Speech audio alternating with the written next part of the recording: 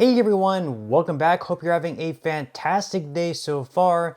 So $1,770 payments across the board for all Social Security beneficiaries. It doesn't matter whether or not right now you receive less than an amount or more than an amount. A new proposal would make it so everyone across the board would receive a flat amount of $1,770 if it passes. So we'll be covering that, plus a new bill that's just been released in the Senate involving protecting the border as well as other aid has finally been released. But this bill, even though it has not even been voted on yet in the Senate, they say it's already dead in the House, so it really doesn't matter anyways. We'll be going over why some Republicans say this bill is completely terrible and why it actually has no chance of passing. But before we go ahead and dive into the main content of today's video, if you wouldn't mind helping me out real quickly by just giving this video a like, that just helps out with the good old YouTube algorithm, and also consider subscribing to my channel if you have not already. Plus, if you would like to receive up to $9,000 in free stocks or $9,000 in free cash, in a pinned comment below, I will be leaving a link to Webull. All you have to do is once you click on that link is just sign up for a free account and then deposit at least 1 penny. At that point, Webull will be sending you at least 3 free stocks worth, once again, all the way up to $9,000. And if you do not want to invest at this point in time and you'd rather just have the cash, all you have to do is just sell those stocks for what they're worth and then transfer the cash value right back to your bank account.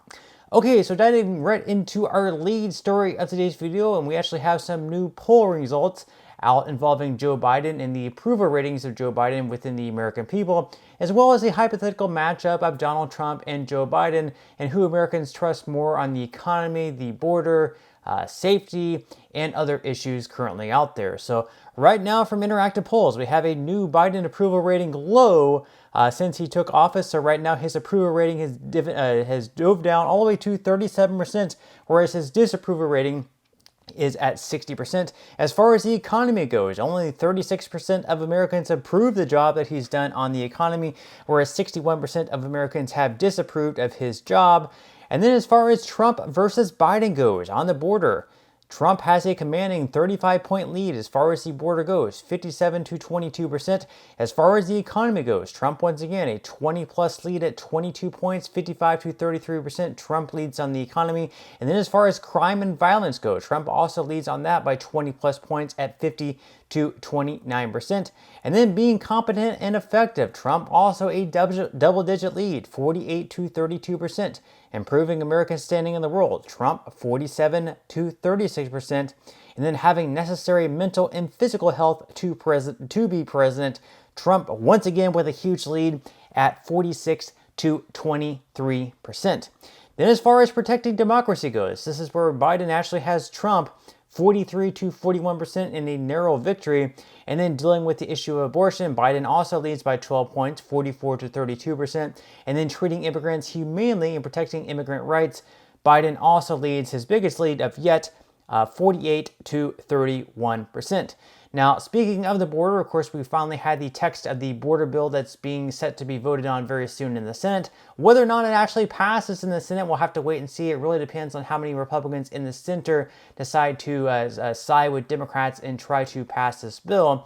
But right now, Republicans in the House are saying this bill is already dead. They're not even going to vote on it. Republicans are saying basically this bill is complete garbage and they want nothing to do with it. Therefore, they're not even going to vote on it if it does, in fact, ever even pass the Senate. We'll be going over why in just a minute. But according to The Hill, Senate negotiators unveil long-sought border deal. So the deal includes provisions to raise standards for asylum screening and to process claims faster, ends the practice known as, quote, catch and release, and provides a new authority to close the border to most migrants when crossings reach a set threshold. It also seeks to make it easier for migrants to get work authorization, and it eliminates the immigration court backlog. The full supplemental, which includes funds for the border, Israel and Ukraine aid, and other foreign policy priorities, totals $118 billion, with about $20 billion going to the border component. So out of $118 billion in additional funds that's going to be spent from this bill, only $20 billion of that is actually going to be going into this country in the form of border security. So let me know what your thoughts are in the comment section below. Do you believe that $20 billion out of $118 billion is way too low to actually be benefiting this country in the form of border security. Now, of course, the House Speaker, Mike Johnson, of course, being a Republican, is saying this border bill is actually even worse than we expected. So he expected the bill to be bad, but it actually turned out to be even worse than what he thought. So the $118 billion national security supplemental includes $60 billion for Ukraine, $14.1 billion for Israel, aid for Indo-Pacific allies, and the bipartisan border security agreement. So once again, $20 billion for the border, and then 3 times as much actually for Ukraine, and then less for Israel there. Let me know your thoughts in the comment section below about how they're, giving this money out. And according to the bill, the Department of Homeland Security has the power to close down the border if the daily average of migrant encounters hits the 4,000 per day mark. DHS would be required to shutter the border to all migrants who did not have appointments if the daily average reaches 5,000. And at that point, the border would stay closed until DHS is able to process all the migrants. So basically, they would not be shutting down the border until the average daily encounter with illegal immigrants reached the 5,000 per day mark, which over 1 month, that's 150,000 people crossing the border. In over 1 year, that's over 1 million. Obviously, 5,000 per day, I don't know really how they came to that number, but it seems way too high to me. And to a lot of Republicans are saying, of course, 5,000 is way too high, and even 1 per day is way too high crossing illegally into this country. And right now they're saying that Biden has the option there to shut down the border right now if he actually wanted to. Why he actually wants a bill sent to his desk with the text of saying that they need to have 5,000 per day crossings to actually shut it down. They're a little bit confused by that, saying he does not need the bill. Let me know what your thoughts are in the comment section below. Do you believe that 5,000 is also way too high? And what number would you give of being too high where they should shut down the border? Now, of course, as far as the main topic of today's video, $1,700 or possibly a little bit over $1,700 in flat payments across the board to all Social Security beneficiaries. There's a proposal out there right now. So according to CNBC, there's a proposal to pay Social Security benefits at a flat rate. Here's how it would work. So basically, once again, there's a proposal out there. Whereas right now we have some people receiving a very small amount in Social Security benefits, actually, at or below the federal poverty line. Then, of course, we have people who are receiving, very high Social Security benefits because they paid a lot into the system all of their working years. But we have some proposals out there saying that perhaps instead of paying some people more, some people less, instead we should just be paying everyone a flat amount, and perhaps the system could work out a little bit better. So as you can see up on the screen, they do have a couple of different proposals. So one proposal is to pay Social Security benefits at 150% of the federal poverty line, so 50% above the federal poverty line. And the second proposal is to pay benefits at above 25% of the federal poverty line. And as they mentioned there, that under the first alternative, the flat benefit amount would be set to 150% of the FPL, which would be right around $1,770 per month.